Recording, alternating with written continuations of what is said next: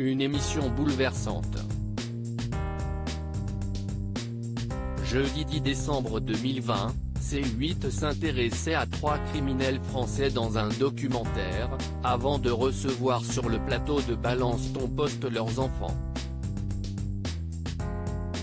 Ne souhaitant pas révéler son identité, celle qui a alors été surnommée Alix, a évoqué l'histoire de son père, Émile Louis, dit le boucher de Lyon. Chauffeur de car qui transporte des jeunes filles handicapées mentales, ce dernier a été considéré comme l'un des prédateurs sexuels et tueurs en série français parmi les plus dangereux du XXe siècle. Émue, la jeune femme a commencé, les victimes sont d'abord celles qui sont mortes. Elles sont mortes et vous voyez, on ne parle jamais d'elles.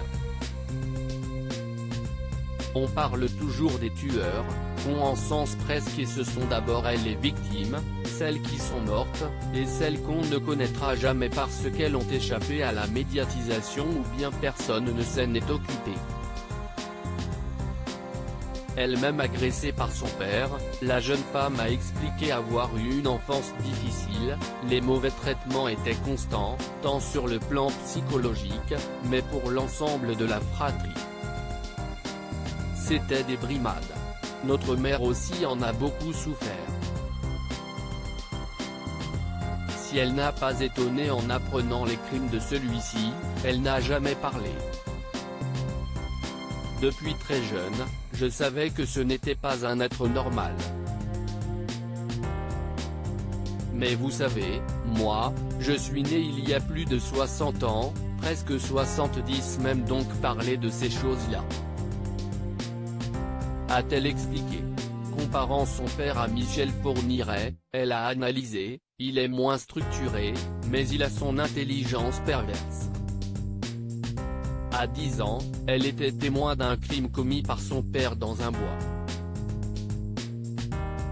Elle s'est souvenue, je me souviens qu'un soir, nous avions pris en charge une jeune femme dont je n'avais pas vu le visage. C'était à Saint-Florentin, elle avait un foulard sur la tête comme ça se faisait dans les années 60 et donc il nous a dit, restez dans la voiture, je vais la raccompagner. Mes frères pleuraient, ils sont plus jeunes que moi.